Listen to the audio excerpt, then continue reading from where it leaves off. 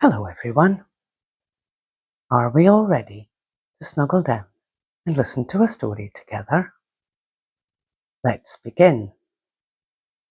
The Most Loved Bear, written by Sam McBratney and illustrated by Sam Usher.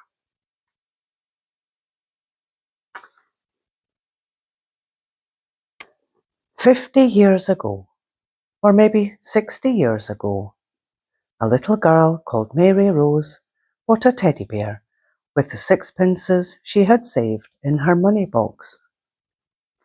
Mary Rose loved the look in her teddy's big brown eyes and the feel of his soft fur. She called her new bear Growly Bear because he growled when she tipped him up. Her mummy sewed a G on the bottom of one foot and a B on the bottom of the other. Growly Bear became a very special friend and went everywhere with Mary Rose. Then one sad day, Mary Rose lost him on a train. She tried to find him, but Growly Bear ended up in the lost property office, hidden behind all the lost umbrellas, hats, and gloves. "Someone is sure to come for me soon," Growly Bear may have said to himself, trying to look on the bright side. But no one did. No one came for him until that blowy day in autumn, when everything in the lost property office was put up for sale, and Growly Bear was bought by a boy called Ronnie and his dad. They thought that he was very cheap, a bargain bear in fact, and that's what they called him, Bargain Bear. There wasn't much room in Ronnie's house for toys, so his new bargain bear got a bit squashed and a bit bashed. Bargain bears are tough though, and they don't mind a bit of squashing and bashing. Besides, Ronnie loved reading, and he read many a story to his good friend, Bargain Bear. After some years had gone by, Ronnie's dad had to make room for different things. Ronnie was growing up fast, and he needed room for his record player and his books. So he sold Bargain Bear to the second-hand shop. "Someone is sure to come for me," Bargain Bear may have thought to cheer himself up. But it isn't easy to look on the bright side when you've lost your growl and you're not the brand new bear you used to be. How long was he there in that second-hand shop? It might have been years, for bargain bears are not good at knowing the time. Then one day he was spotted by twin brothers, and they bought him. Living with brothers who love football can be rough. One unlucky day, while kicking their ball in the house, they broke one of their mother's flying ducks and had the ball taken away from them. Bargain Bear soon became the ball. Before long, those twins broke another duck. Their mum marched them straight to bed and gave Bargain Bear to a man who came collecting for the charity shop. Sitting in the charity shop, Bargain Bear may have worried that no one would want him. How can you look on the bright side when you've lost your growl and you've got a loose eye and there are holes in your body where the stuffing shows through? Then a girl called Veronica saw him and loved him at once. She brought him home that same day because he was very, very cheap. Cheap enough to buy with her pocket money. Veronica gave Bargain Bear a bath and a good brush. She set him up high where he could not be chewed or thrown about, for Veronica had small brothers and sisters who often broke her toys.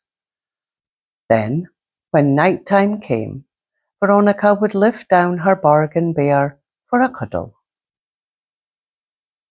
One morning, her sisters found him under the covers of her bed. They had a tug of war with Bargain Bear. They pulled and pulled until one of his arms came off. Poor Bargain Bear. But what could they do with him now? "Mummy, don't just throw him out," cried Veronica. "No, of course I won't throw him out. We'll give him to the toy hospital," said her mother. And they did. How long did Bargain Bear sit in the back of the toy mender's shop? No one knows. He may have wished for a boy or girl to take him home. But a bear with a torn arm? Even someone who tried to look on the bright side can't have been too hopeful that such a thing would happen. At last, however, the toy mender got busy with needle, thread, and buttons. He sewed the arm back on, did a patch here, put a patch there, until he looked at Bargain Bear and said, "As good as new." That was a bit of an exaggeration, but Bargain Bear certainly looked much improved. He even had a new growly voice, which must have pleased him a lot. When you tipped him forward, his growl was as grand as it had ever been. The toy mender sold Bargain Bear to an antique shop, a shop full of old and very expensive things.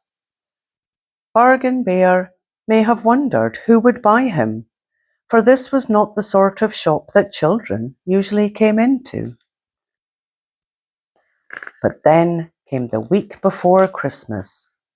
The street outside sparkled under a host of many-coloured lights, and the shoppers hurrying by hardly seemed to notice the flakes of snow falling from a black sky. A lady and her husband came to an antique shop. The lady glanced up at the teddy bear in the window, then looked again. The second time, she noticed a G on his right foot. "Oh, my goodness," she said. It couldn't be, could it?" "Let's go in and take a look at the other foot, Mary Rose," said her husband, who had often heard the story of Growly Bear, and how he had a letter G on one foot and B on the other. "It's there, the B," cried Mary Rose. "It's him, my Growly Bear. After all these years, he's mine again.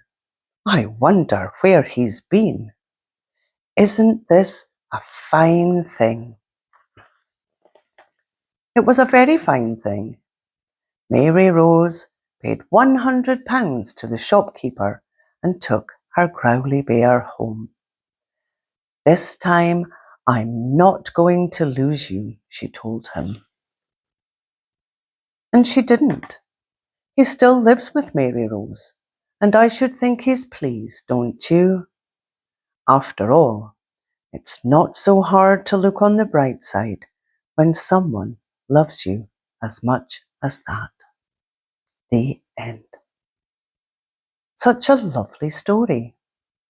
Night, night.